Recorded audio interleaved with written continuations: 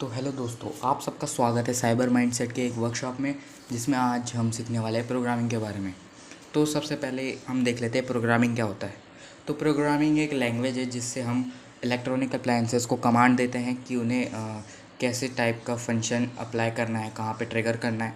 और ऐसे मामलों में 3 लैंग्वेजेस सबसे टॉप पे आती हैं, और वही लैंग्वेजेस हम इस वर्कशॉप में कवर करने वाले हैं। और उन उन लैंग्वेजेस का नाम है सी शार्प, पाइथन और HTML। तो सबसे पहले अपर लुक की बात आती है। तो HTML के बारे में हम इतना बता सकते हैं अपर लुक में कि इंटरनेट का स्केलेटन होता है, क्योंकि इससे हम HTML का मेन काम होता है UI बनाना, और जो डिज़ाइनिंग होती है, वेब बिल्डिंग, सब HTML से होता है। और पाइथन हमेशा बैकएंड में काम आता है किसी भी साइट के। और सी शार्प तो अल्टीमेट पर्पस लैंग्वेज है, क्योंकि ये हर हर सेक्टर में, हर जगह यूज़ हो सकती है। तो हमें सबसे पहले ये समझना होगा कि जो प्रोग्रामिंग है वो इतनी इम्पोर्टेंट क्यों है। सबसे पहला पॉइंट है, इट रन्स द वर्ल्ड। तो जो हमारे स्पेस में जो रॉकेट्स हैं, स्पेसशिप है, सारे कोड की वजह से रन कर रहे हैं।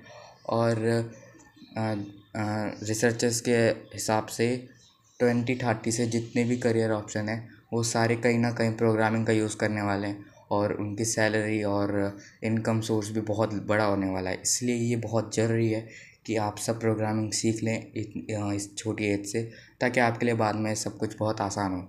और देखो, टेक्नोलॉजी जो है वो हमारी थिंकिंग से भी फास्ट चेंज हो रही है आजकल। मगर अगर आप साइबर माइंडसेट के साथ जुड़े रहते हो तो आप किसी भी चीज़ को अडेप्ट कर सकते हो। तो बिना किसी देरी के हम चल सकते हैं अब पाइथन की तरफ। तो पाइथन को वैसे हम AI की लैंग्वेज भी कहते हैं, क्योंकि ये ज़्यादातर AI सेक्टर में यूज़ होता है। और जैसे मैंने बताया, ये बैकएंड बनाने में यूज़ होता है, यानी कि किसी भी साइट का जो ब्रेन होता है, जो पीछे काम कर रहा होता है, हमारा जो हम सर्च करते हैं उसके कीवर्ड्स ढूंढने में, सब पाइथन करता है। और ये हर लैंग्वेज में, प्रोग्रामिंग में सबसे ईजीएस्ट लैंग्वेज पाइथन मानी जाती है, क्योंकि इसके सिंटैक्स रूल, यानी कि लिखने का तरीका बहुत आसान होता है। और साथ ही साथ इसकी मार्केट में बहुत ज़्यादा डिमांड भी है इस पीरियड में, क्योंकि AI का जो अभी यानी कि AI का जो राइज़ अप हो रहा है वो पाइथन में बहुत ज़्यादा देखने को मिल रहा है। इसलिए पाइथन की बहुत ज़्यादा लार्ज डिमांड है आजकल। तो हम इसे भी सीख सकते हैं, मगर अभी हम पहले 2 लैंग्वेजेस हमारी बच रखी है, उन्हें देखेंगे, तब जाके हम आपका मन है वो बनाएंगे, ताकि आप कोई ना कोई लैंग्वेजेस सीखें और उसको अप्लाई करें अपनी लाइफ में। तो अब देखते हैं दूसरी लैंग्वेज का नाम है HTML। इसको शॉर्ट फॉर्म आप स्केलेटन कह सकते हैं इंटरनेट का। तो देखो, ये बात सच है कि कोई सी भी ऐसी साइट नहीं है जिसने HTML का यूज़ नहीं किया हो, क्योंकि ये हर जगह यही यूज़ होते हैं UI। और UI में भी, साइट्स में, गेम में, ऐप में, हर जगह पे जो हम UI देखते हैं सब में HTML यूज़ होती है। और इसकी भी बहुत ज़्यादा डिमांड है सेक्टर्स में, जैसे वेब डेवलपिंग है ना, और वेब बिल्डिंग। इसका बहुत अच्छा एग्जांपल है कि गूगल और यूट्यूब के जो हम UI देखते हैं वो CSS से नहीं बने, पहले वो HTML से बनते थे, क्योंकि उस टाइम पे HTML को मैनेज करना बहुत आसान होता था, है ना। और जो इसके हमने एग्जांपल में यहाँ पे ब्लू टेक्स्ट में कोड लिख रखा है, तो हम आगे देखेंगे, एग्जांपल वगैरह भी देखेंगे। तो अभी हम चलते हैं थर्ड लैंग्वेज पे, जिसका नाम है सी शार्प। तो ये तो ऑलराउंडर है, ठीक है। इसमें क्या है, इसको बहुत ज़्यादा लोग बॉस कहते हैं, लैंग्वेजेस का बॉस, क्योंकि ये हर जगह काम आता है ना। और इसकी जो वैल्यू रहने वाली है मार्केट में आज भी बहुत ज़्यादा है, और अगले 10 साल में भी बहुत ज़्यादा होने वाली है एज़ एक्सपेक्टेड, ठीक है। तो ये मुझे लगता है आप सबकी सबकी फेवरेट लैंग्वेज बन सकती है, क्योंकि इससे हम हैवी ड्यूटी गेम्स बना सकते हैं, ऐप्स बना सकते हैं, और विंडोज़ और मैक OS जैसे OS बना सकते हैं ना। तो समझ सकते हो कि कितनी हैवी लैंग्वेज है, स्ट्रॉन्ग है ये, क्योंकि है ना। और सबसे ज़्यादा यूज़ होने वाली बिग फर्म्स में, यानी कि बड़ी जो कंपनियां होती हैं उन्हें कहते हैं बिग फर्म। तो ये सबसे ज़्यादा यूज़ होने वाली लैंग्वेज बन चुकी है 2026 के हिसाब से, ठीक है। और अब देखो, अब मैं बताता हूँ what the code do actually in the back and. इसका मतलब है कि कोड असल में करता क्या है जब वो ट्रिगर होता है, और बैकएंड में होता चल क्या रहा होता है उस कोड में, यानी कि हमारे कंप्यूटर में क्या चल चल रहा होता है ना। तो सिंपल लैंग्वेज में बोलूँ तो जो कोड होता है वो कंप्यूटर को कमांड देता है कि अब हमें ये वाला फंक्शन ट्रिगर करना है। जैसे हम एक गेम का एग्जांपल ले लेते हैं। अगर गेम में हमारी हेल्थ ज़ीरो होती है तो हमें हमारा प्लेयर जो होता है वो मर जाता है। तो ये जो का मरने का सिस्टम है ये सारा कोड से हो रहा है।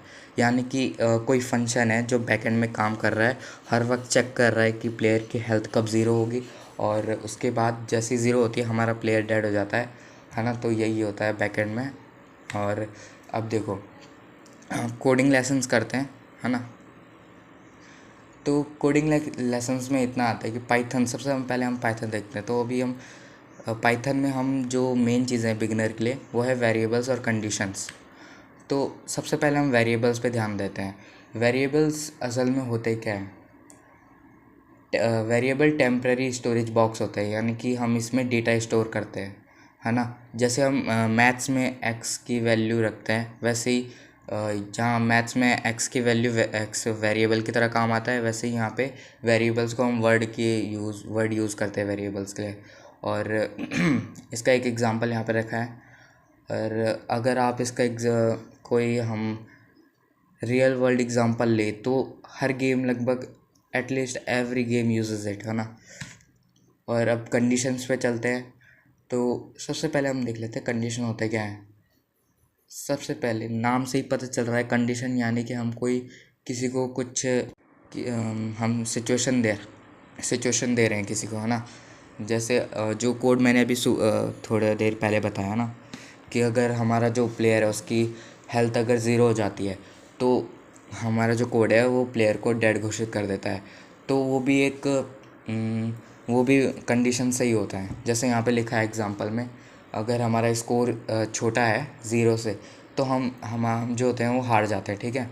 और इसके जो बेस्ट एग्जांपल है वो आप सबका फेवरेट गेम फ्री फायर है ना। क्योंकि उसमें भी ऐसा ही सिस्टम है, हेल्थ का सिस्टम है उसमें। और जैसे आप यहाँ पे देख सकते हैं एक पाइथन का कोड भी है जो वही काम करता है जो यहाँ पे लिखा है, मैंने बताया अभी कंडीशन का। तो अब हम चलते हैं दूसरी लैंग्वेज में, HTML। इसको मास्टर करने के लिए ज़्यादा कुछ नहीं है, सिर्फ दो चीज़ें हैं, टैग्स और क्लोजिंग टैग्स। सबसे पहले बात करते हैं टैग्स की। तो टैग्स में असल में टैग्स वो होते हैं जिनसे हम ओपनिंग टैग, सबसे पहले ओपनिंग टैग से हम कुछ भी हमें अगर शो करना है तो हम इसी से शुरुआत करते हैं और उसके बाद अंदर अपना सेंटेंस लिखते हैं जो हमें डिस्प्ले करना है, और उसके बाद क्लोजिंग टैग लगाते हैं जिसके बारे में आप बाद में पढ़ेंगे, है ना। अब देखो क्लोजिंग टैग नॉर्मल सी बात है ना। अगर आप किसी की सेंटेंस को स्टार्ट करते हो तो ख़त्म भी करोगे, जो कि हम इंग्लिश में, प्लेन इंग्लिश में फुल स्टॉप से करते हैं। मगर HTML लैंग्वेज में उसके लिए ये वाला कोड होता है जो कि है ये H1, है ना। H1 हमारा वही है ओपनिंग टैग, और दूसरा जो लास्ट में H1 लगता है ये क्लोजिंग टैग है। और इसका एक अच्छा सा एग्जांपल जो कोड लिख रखा है ये बगल में है, इसकी इमेज देख लो ताकि आपको समझ आ जाए, है ना। तो अब देखो तीसरी लैंग्वेज पे आ जाते हैं, सी शार्प। देखो अब इसमें एक कॉन्सेप्ट है बहुत बड़ा, ये बहुत बड़ा कॉन्सेप्ट है। इसको हम एक वीडियो में तो नहीं कर सकते, मगर अगर हम चाहें तो इसमें सिर्फ दो चीज़ें ऐसी हैं जो एक बिगिनर के लिए काम की हैं, और वो है वॉइड्स और वेरिएबल, ठीक है।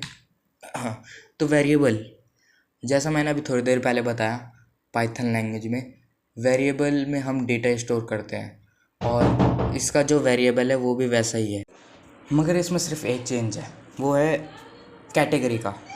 तो वेरिएबल्स के जो इसमें टाइप है ना वो 5 टाइप के होते हैं मेनली। तो उनमें से हम कुछ टाइप्स अभी यहाँ देख लेते हैं और बाकी हम अगली स्लाइड में देखेंगे। तो देखो, जो कि दो यहाँ पे बता देता हूँ, इंट और फ्लोट। चलो हम ये भी बाद में करेंगे, ठीक है। तो टाइप्स ऑफ वेरिएबल पे आ जाते हैं, है ना। तो सबसे पहला जो टाइप है वो है इंट। तो इंट बेसिकली स्कोर के लिए यूज़ होता है, सबसे ज़्यादा स्कोर के लिए यूज़ होता है। अगर आप इसे किसी और चीज़ के लिए यूज़ करते हो तो थोड़ा कंपाइल एरर्स आने के चांसेस हैं, है ना। और जो फ्लोट हमारा सिर्फ डेसिमल नंबर के लिए, और जो होल नंबर्स होते हैं, है ना, वो उनके लिए यूज़ होता है। और इंट भी होल नंबर के लिए यूज़ हो सकता है, फ्लोट भी, दोनों में ये जो है ये सेम है ये दोनों में, ठीक है। और अगला जो वेरिएबल है वो अरेज। ये थोड़ा मास्टर टाइप हो गया, ठीक है, क्योंकि अरेज हम बिगिनर को तो नहीं पढ़ा सकते मगर ठीक ठाक है, मतलब पढ़ाने लायक है। तो अरेज अरेज में हम जैसे मान लो हमने कोई गेम बना रखा है जिसमें 6-7 स्टूडेंट्स हैं। तो हम हर एक स्टूडेंट से जो काम कराना है, अगर सेम काम कराना है सबसे, है ना, गेम में जैसे चलता ही है, तो अलग अलग स्क्रिप्ट तो नहीं लिखेंगे सबके लिए। तो हम क्या करते हैं कि उन सब चिल्ड्रंस को, स्टूडेंट्स को टैग दे देते हैं स्टूडेंट का, और उसके बाद अरेज में उन्हें स्टोर कर देते हैं। आप यहाँ पे बगल में पिक्चर देख सकते हो। इसका जो कंपाइल एरर्स वगैरह नहीं आएंगी इसमें, है ना, जो इसका सिंटैक्स रूल है ऐसा है, देख सकते हो आप, में इधर बगल में इमेज लगी हुई है। और उसके बाद आता है बूल। तो बूल है टेक्स्ट बेस्ड वेरिएबल, ठीक है। और जो कंडीशन का काम करता है ना इसमें, ये कंडीशन का काम बूल ही करता है। तो और देखो इसको लिखने का तरीका मैंने यहाँ पे लिख रखा है। जैसे सबसे पहले हमें बूल लिखना होता है, उसके बाद जो कंडीशन हम देना चाहते हैं वो है क्लास इज़ गोइंग ऑन, है ना, इक्वल्स ट्रू। और उसके बाद आ जाता है हमारा दूसरा लास्ट वेरिएबल जो कि है स्ट्रिंग्स। तो ये भी बूल की तरह टेक्स्ट बेस्ड वेरिएबल है, मगर इसमें एक खासियत है, अलग है ये एकदम। इसमें हम सिर्फ डायलॉग या फिर जो हमें एग्जैक्टली जो हमें किसी स्टूडेंट से बोलवाना है ना, वो चीज़ें स्टोर कर सकते हैं। जैसे यहाँ पे लास्ट लाइन में string equals hey but just code लिखा है ना इस इमेज में। तो ये अगर आप इसे रन करते हो तो स्ट्रिंग जो है वो यहाँ पे शो होने लग जाएगी, ठीक है। और कोई स्टूडेंट बोलेगा हे but just code, same to same यही बोलेगा क्योंकि इसमें लग रखे हैं 2 कोटेशन, है ना। अब हम चलते हैं वॉइड्स की तरफ। तो देखो जो हम अभी शीशा पढ़ रहे हैं वॉइड्स, तो ये गेम डेवलपिंग है, तो हम इसमें यूनाइटी का यूज़ कर रहे हैं, है ना। यूनाइटी लैंग्वेज से, ये यूनाइटी से रिलेटेड लैंग्वेज है ना। तो यूनाइटी में एक टर्म है वॉइड। अब देखो वॉइड होता क्या है असल में, जो कोड ब्लॉक होता है, यानी कि अगर हम किसी चीज़ को रन करना चाहते हैं तो जो भी उससे रिलेटेड चीज़ है वो हम एक साथ लिखते हैं, एक कोड ब्लॉक में लिखते हैं, और उसी कोड को बोलते हैं कोड ब्लॉक। और उसकी शुरुआत होती है वॉइड स्टार्ट से, वॉइड अपडेट, और ऐसी बहुत सारी चीज़ें हैं, void update, void fixed update. तो ये सारे के सारे जो भी इसके अंदर आएगा कोड, वो होता है कोड ब्लॉक के अंदर का जो माल है वो। और ये वॉइड स्टार्ट के जो हम ये कर्ली ब्रैकेट यूज़ करते हैं ना, असल में वही कोड ब्लॉक होता है ना। और वॉइड देखो, अब हम देखने वाले कि वॉइड का मतलब क्या होता है। तो वॉइड वॉइड का कोई मतलब फिक्स मतलब नहीं है, ठीक है। तो वॉइड सिंपली एक चीज़ है जो एक कोई फंक्शन रन करती है और उसके बाद शट डाउन हो जाती है, यानी कि अब उसका एक फंक्शन हो गया, अगर वो गेम में कहीं यूज़ नहीं होगा आगे, तो वो अपने आप शट डाउन हो जाती है, ताकि हमारे पीसी या फिर फ़ोन पे कोई लोड ना पड़े, है ना। और अब गेम लूप्स का एग्जांपल देख लो, जैसे तो यूनाइटी में ना वॉइड स्टार्ट्स होता है और वॉइड अपडेट होता है। तो इन इन दोनों के बारे में सीख लो पहले तो, क्योंकि यही जो है ये मेन है।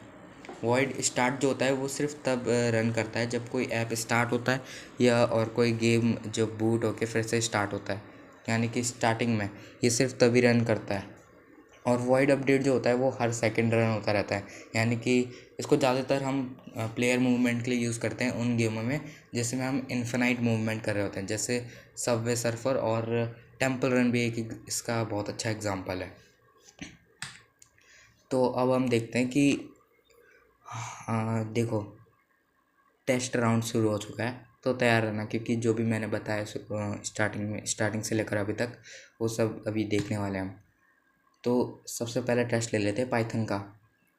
तो वेरिएबल्स देखो, इसमें अब बताओ कि वेरिएबल कौन सा है इसमें, वेरिएबल। तो अगर मैं बताऊं तो इसमें है वेरिएबल जो है इसमें, वो है स्कोर फर्स्ट वाले में, और यहाँ पर नीचे कोई वेरिएबल नहीं है, सिर्फ एक ही वेरिएबल है जो कि स्कोर है, और उसकी जो वैल्यू है वो है 100। अब इसमें कंडीशंस कहाँ पे, कंडीशन तो यहाँ पर देख सकते हो, इफ़ स्कोर एल्स, तो ये दोनों कंडीशन है, और इसके अंदर का कोड ये है ना, पाइथन में, है ना। तो हमने ये ढूंढ लिया है, तो अगली स्लाइड पे चलते हैं। अब HTML की बारे में, अब मुझे ये जानना है कि इसमें क्लोजिंग टैग कौन सा है और टैग कौन सा है। तो इसमें क्लोजिंग टैग हमारा ये लास्ट में लगेगा ये, है ना। और जो हमारा टैग है ओपनिंग टैग यानी कि ये है H1। और ये एक और रूल है, जो HTML का एक रूल है, अगर आपको कोई चीज़ डिस्प्ले करनी है तो आपने H1 जो क्लोजिंग टैग वाला रूल है वो लगा दिया। उसके बाद आपको नीचे में ये भी लिखना पड़ेगा, जो कि मैं अंडरलाइन कर रखा है मैंने, है ना। ये लिखना पड़ेगा ताकि जो हमारा सॉफ्टवेयर है या फिर जो भी हमारा इंजन है उसे पता चल सके कि एक पैराग्राफ है, यानी कि ये, और ये जो ये हमारा टेक्स्ट है ये इसमें शो होगा, इस पैराग्राफ कंटेनर में। ठीक है, दूसरी स्लाइड पे चलते हैं।